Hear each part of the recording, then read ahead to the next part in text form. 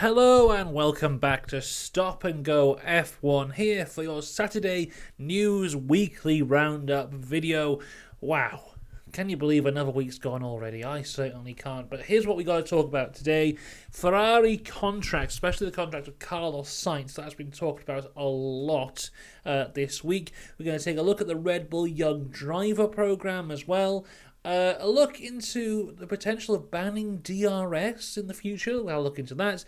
An update on Nyck de Vries, and then a Ferrari General Italian GP update. All that to come in the video here today. Make sure you are subscribed, firstly, because we've got lots more content coming up. We've got a video coming out on Friday, which may be a bit controversial. It may divide opinion.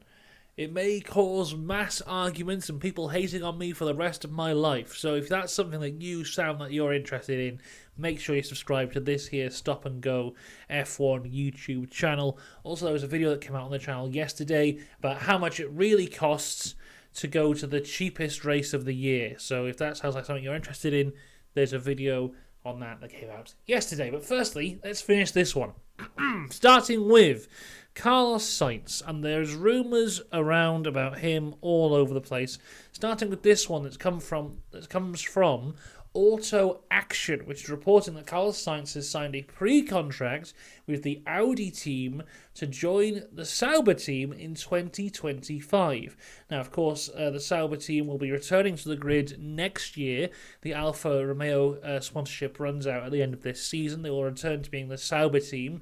But then in 2026, the Sauber team will be rebranded as the Audi team. Now, even though this is not a binding contract, it shows that Carlos Sainz has considered his alternatives. Sainz was asked about this in Spa, where he said, "I do prefer starting a season knowing already where I'm going to be the following year. The goal for me is the 2024 F1 World Championship without any worries about it, and my contract for that future has already been signed and sealed." Of course, he's talking about his Ferrari contract, which will end next year. But yeah, this could be an interesting one. When I saw Carlos Sainz to Sauber, I kind of doubted it at first because I'd forgotten that Sauber are going to become Audi. But yeah, Audi is the hot prospect, the unknown of the Formula One world going into the next few years. Everyone's kind of expecting them to join the grid and become successful, maybe not instantly, but within a few years. I'm going to hold off on that for now.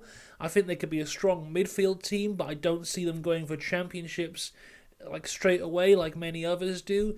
But yeah, the discussion around Audi drivers is going to be a big one, because I mean, already we're hearing rumours, of course, of Sainz, but then we've heard rumours of Norris as well. There was discussion that Vettel would be coming back for Audi, so the story of who is going to be driving for Audi is a big one.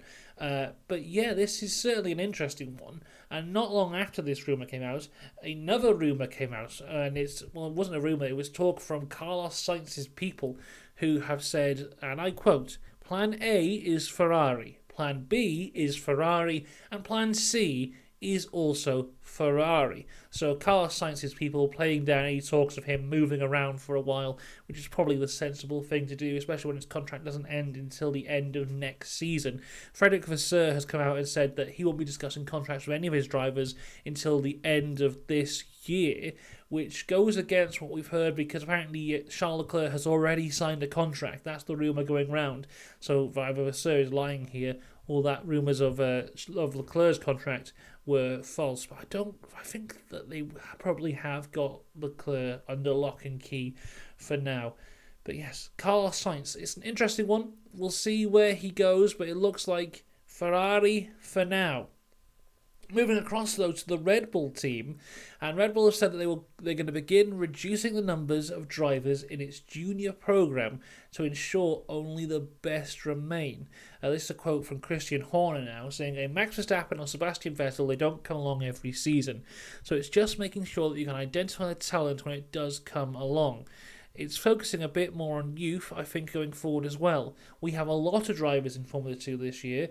I think they will be thinned out moving forwards, and perhaps a refocus on perhaps some of the lower formulas as well."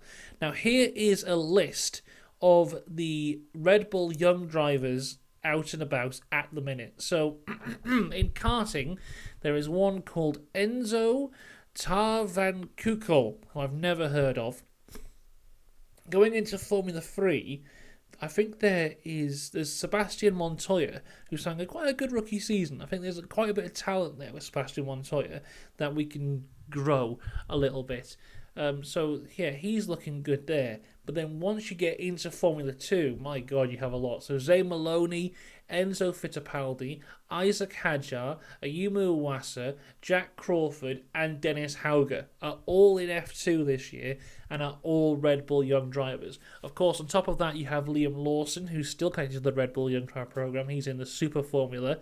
Then there's a few more as well. So we've got like Suta Ario, who's in the GB3 Championship, Arvid Lidblund, who's in Formula 4, and then there's also Enzo Delgini, who's in Formula 4 as well. But yeah, of course, there's a lot of drivers in that Formula 2 category at the minute, and I wouldn't be surprised if we saw a few of them being cut. I mean, there's a few there who have been in Formula 2 for a while now. There was talk towards the start of the year that maybe Iwasa might get the call up to the AlphaTauri team next year.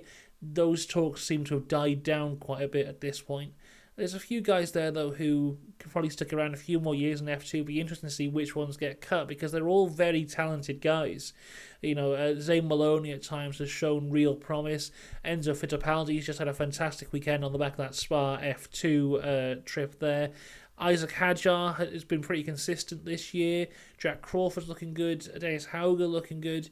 So yeah, it'd be interesting to see which ones they decide to drop from that program. Moving on.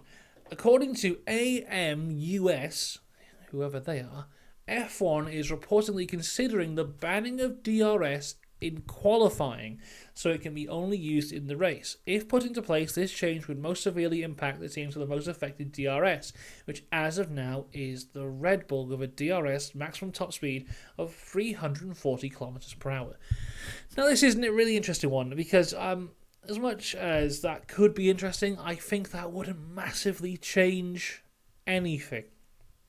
Like, as much as, yeah, we know the Red Bull DRS is quick, Red Bull without the DRS is also quick. And I think maybe what we're starting to see here at this point is what happens all the time when there's one team at the top and it's the FIA introducing rules that they think will slow them down.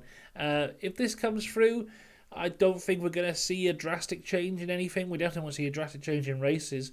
But in terms of qualifying, I think maybe Max will be a little bit slower, but I don't think this massively changed anything. Also, I don't know if I fully agree with it, because a qualifying lap, especially a Q3 last-minute qualifying lap, that's supposed to be the cars going literally as fast as they can over a one-lap pace. And then, the idea of taking away something that can make them faster, for me, I don't know if I fully agree with that. But there we go. Let me know what you think about that one. Right, time for a Nyck de Vries update. Nyck de Vries, of course, was driving the AlphaTauri team this year, got dropped after the British Grand Prix for Daniel Ricciardo. And now, you may remember a few weeks ago we had the Nicholas Latifi update on what his plans are for the future. And Nyck de Vries has gone down the same route, because he set his sights on a Harvard course to study negotiation and leadership. A quote from him here: I've had a lot of support, and I've had a lot of sport, and it's actually very naturally. Okay, I've been playing a lot of golf. I've never studied before in my life. In fact, I didn't even finish high school. But in September, I'm going to take a Harvard course, negotiation and leadership, a little bit of studying. More because I just like it now, and I have some time and interest to learn other things.